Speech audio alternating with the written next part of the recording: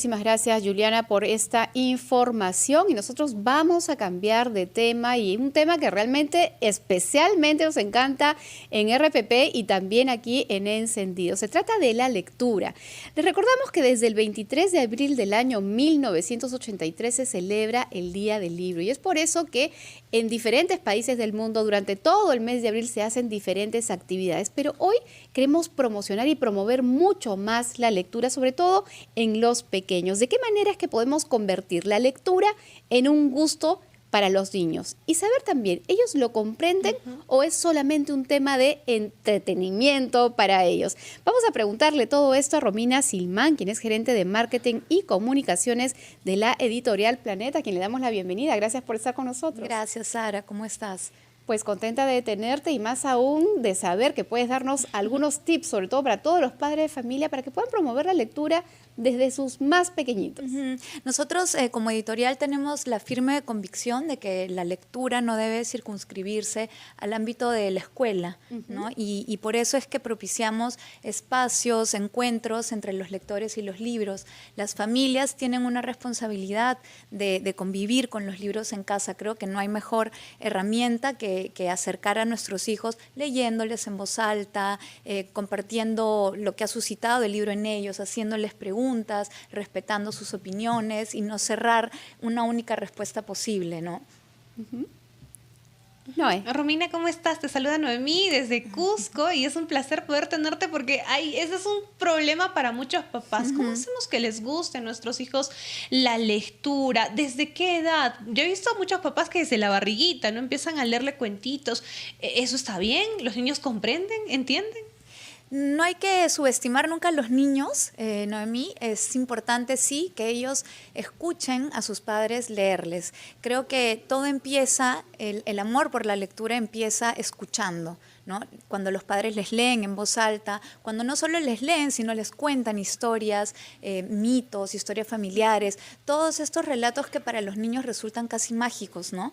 Y cuando le leemos cuentos, si ustedes tienen hijos, se darán cuenta que la experiencia es tan bonita que ellos al día siguiente quieren que les vuelvan a leer el mismo cuento, ¿no? Y esta costumbre la abandonamos un poquito cuando ellos entran al colegio. Entonces, por eso siempre repito, es importante que continuemos con ese ritual de lectura conjunta de la mano de ellos, a pesar de que ya vayan al colegio, porque ya es algo de goce y de disfrute y no es una obligación, que es lo que ellos sienten en el colegio, ¿no? Que les están mandando a leer algo.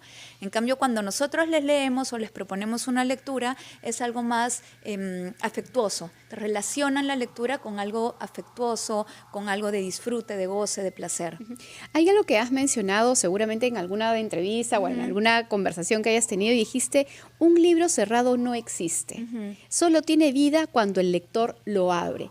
Y en ese sentido quería preguntarte, ¿por qué nos cuentas eso? Y además, ¿qué pasa con aquellas personas que no pueden leer porque, por ejemplo, pueden haber perdido la vista?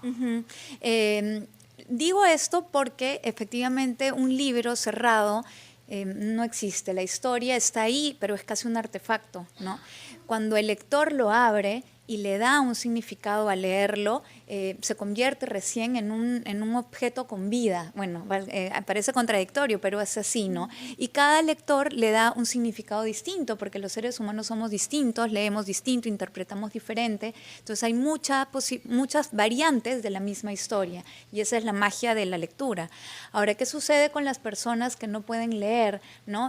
Bueno, nosotros no tenemos libros en braille, pero hay esa opción, por supuesto, y los audiolibros, que hoy en día han cobrado una importancia, que es una herramienta muy importante, no solo para la gente que quizás no sabe leer, no puede leer, sino para la que no tiene tiempo de leer, ¿no? Entonces escuchas el audiolibro mientras estás haciendo tus cosas y es casi como leer, una experiencia distinta, pero que también te transmite una historia, que te transmite sentimientos, que a través del audiolibro puedes experimentar y conocer mundos nuevos, viajar, enfrentarte a sentimientos que tú no has experimentado, etcétera.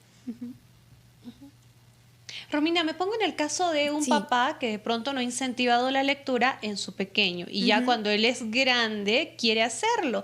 ¿Cuáles son las pautas? ¿Qué textos le recomendarías para que empecemos a sembrar el amor por la lectura? Yo siempre recomiendo que los niños y los jóvenes tengan acceso a los temas de interés, ¿no? Si a un niño le gustan los dinosaurios, pues tratemos de ofrecerles lecturas que tengan que ver con los dinosaurios. Si a un chico joven le gusta el fútbol, pues hay mucha literatura y libros informativos acerca de fútbol. Eso es lo primero, porque en la elección del título empieza el proceso de lectura. Y lo segundo es que tengan los libros en casa, ¿no? Que los chicos puedan convivir con ellos. A veces pensamos que de repente un clásico literario es una lectura un poco difícil, densa, pero no es así. Nuevamente, no subestimemos a los chicos y entreguémosle lecturas que puedan ser transformadoras, que ellos al leer sientan que algo cambió en ellos. Y los clásicos siempre los recomiendo, son una buena manera de empezar a amar la lectura. El Mago de Oz, Alicia en el País de las Maravillas, La Isla del Tesoro. Y son libros atemporales. Y por ahí que les quiero compartir un tip que ojalá les sirva. Cuando mis niños eran pequeños, yo sabía que les gustaba y yo venía con ya el libro o el cuento, ¿no? Pero me dio mucho más resultado cuando los llevé yo al lugar donde vendían los libros y ellas podían experimentar no solamente de ese tema, sino de otros que también empezaron a tener interés, así que mejor llevarlos y que ellos escojan. Así es, como decía, el proceso de comunicación, que es la lectura, empieza con la elección del título. Y cuando ellos tienen una experiencia linda y de disfrute y de goce, la van a querer repetir y van a querer elegir un título nuevo. Así es, Romina, nosotros aquí en RPP tenemos una linda campaña que se llama ¿Cómo mueves al Perú? Y queremos preguntarte directamente cómo es que lo haces tú, ¿cómo mueves al Perú? Bueno, te puedo contar de la campaña que hoy estamos promoviendo, que es una manera de mover al Perú, se llama No Leas. Es una campaña que parece contradictoria, No leas. pero de lo que se trata justamente es de transmitirles a las personas que leer es más que leer no es solamente decodificar letras, leer párrafos, sino que hay un significado más profundo, es amar, es transformarte, es sentir, es viajar a través de los libros, es conocer, es aprender, tiene muchos significados. El verbo leer es amplio, es enorme, ¿no? Leer es vivir. Totalmente. Muchísimas gracias, Romina, por este mensaje y gracias también a ustedes por seguir con nosotros. Vamos a escuchar a nuestros anunciantes, pero volvemos con más aquí en Encendidos.